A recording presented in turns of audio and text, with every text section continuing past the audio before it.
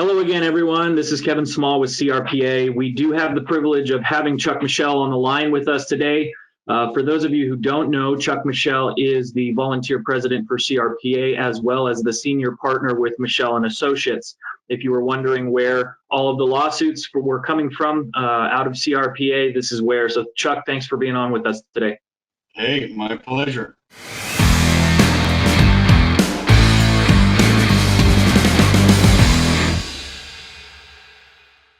Let's get into a few of these lawsuits. I think that everybody has a pretty sparked interest in the Rody v. Becerra case. For those of you who haven't had the opportunity, you can find the decision for the preliminary injunction on our website, along with Michel and Associates website.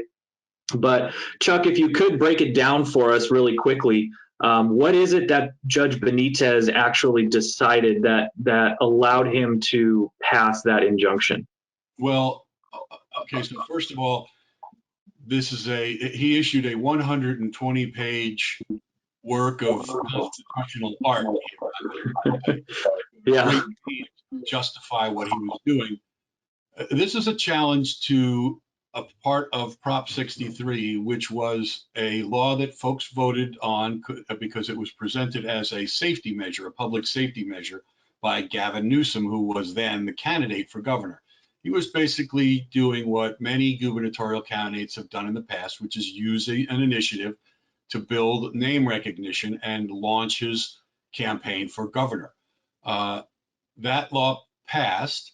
And part of it was that you had to get a background check in order to be able to buy ammunition. Well, CRPA and a number of other private plaintiffs, individual plaintiffs, including Kim Rody, my hero and a rock star in the shooting world, and Ammo Depot and Abel's Ammo and some other corporations and individuals came together as volunteered to be plaintiffs in that lawsuit and challenged that background check because, as a practical matter, it has been chasing people out of the shooting sports because it makes it so difficult to just get the ammunition you need to be able to shoot. Obviously, Kim fires a lot more rounds than your typical shooter because she's an Olympic competitor, and so she goes through pallets and pallets and pallets of shotgun shells, but the principle was the same. It's very, very difficult to get ammunition when you have to do this background check because the state databases are so messed up and the red tape is so tough to penetrate. And Cal DOJ is not a particularly well-run database management function. The databases have huge margins for error, whether it's criminal history or who was registered with what firearms or who's prohibited from owning firearms. All of those databases are riddled with errors. And so it became a nightmare for law-abiding people who were eligible to possess firearms and ammunition to actually go buy ammunition. So we challenged that law, and Judge Benitez recognized that there were all these problems and frankly expressed his suspicion that this was part of the plan. You know, in states where they don't like abortion, they ban abortion clinics or do other things that they can to try and chill the right. And that's what Gavin Newsom and anti-gun politicians have been trying to do in California. They want to eliminate the gun culture. They don't want us to be able to get together at gun shows and talk about politics. They don't want us to be able to go to gun ranges and shoot and learn how fun it is to participate in the shooting sports. They don't want us to be able to choose to own a gun, to have it in your house, to defend your family. They want to make it as hard as possible for people to exercise that right. It's part of the plan. Judge Benitez recognized that the databases were making it impossible for people who should not have to jump through all these hoops just to buy ammunition, make it impossible for them to get ammunition. Yeah, how important is the actual language in these written documents? I mean, something that struck me was the level of scrutiny. I think that he mentioned the Heller test as being the standard as far as Second Amendment cases are concerned, but then he took the time and the effort to go into deeper levels of scrutiny. I mean, how important is it for firearm owners in California to have something like that in that document? Well, it's critical. Look, this is maybe something we should do another interview about, because there has been a legal argument going on since 2010 about what the right standard of review is that a court should apply when it's evaluating the constitutionality of a gun ban or a gun control law.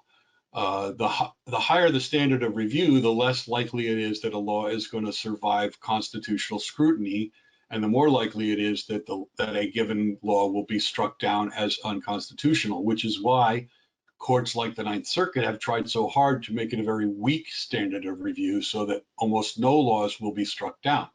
There's a case in front of the United States Supreme Court right now that may change that, may reset the bar and set up a new standard of review for Second Amendment challenges, which will be much, much harder for governments to meet. And that's how it should be with a constitutional right. The government shouldn't just be able to claim something and say this is true and you don't get to question whether or not it's true. The government has to meet a high burden of proof, of evidence, to show that an infringement on a constitutional right, like the Second Amendment right, is justified by some overarching, more important social policy, and that the law is narrowly tailored, is designed to not intentionally or inadvertently infringe on law-abiding people's rights as it tries to go after some social problem. Is patience a virtue here? I know that I've definitely heard from a lot of people who would have liked to see this decision passed down a while ago. But it takes time to go into these things in depth. I mean, would that kind of be the message here, that patience is a virtue? We have a couple of other high-profile cases in Duncan v. Becerra and the New York case that you mentioned also. I mean, are these just things that we need to understand, that if we're going to get these kinds of decisions, we have to hold on a little bit? Yeah, well, the legal process, the wheels of law turn slowly no matter what. So yes, we have to be patient. It's not just going to be 2 weeks. Typically these things take a lot longer. But when you're in the trial court, remember you have the trial court, then the Court of Appeals 3-judge panel in the federal courts, then the en banc panel, then the United States Supreme Court. When you're in the trial court, that's the trier of fact. That can take a lot longer because you have to figure out what facts are established by the evidence that is presented. Typically, when you get up to the appellate court, that factual record has already been made, and there is much less, if any, argument over what the facts are, what the evidence is, and what facts that evidence established. So taking the time to make a thorough factual record is critical to documenting the record on appeal, and that's what Judge Benitez did. He took a long time and gave the DOJ every opportunity to present the evidence that it wanted to try and justify what it was doing, so that they couldn't claim that they didn't get to present it all. But that takes a while. So typically that trial court action in any kind of a case takes longer because you have to develop that factual record. So yes, patience is a virtue, both in the factual development and the briefing of the cases on appeal and getting in front of a panel and arguing it, doing the oral argument, and then waiting for an opinion, a decision to come out of the Court of Appeal. And then whether that goes up another level, all of it takes time. The wheels of the legal system turn slowly. Thank you very much. I want to thank you for coming on and going through some of this with us. It's much appreciated. Always a pleasure, Kevin. Thanks for all the good work you guys are doing.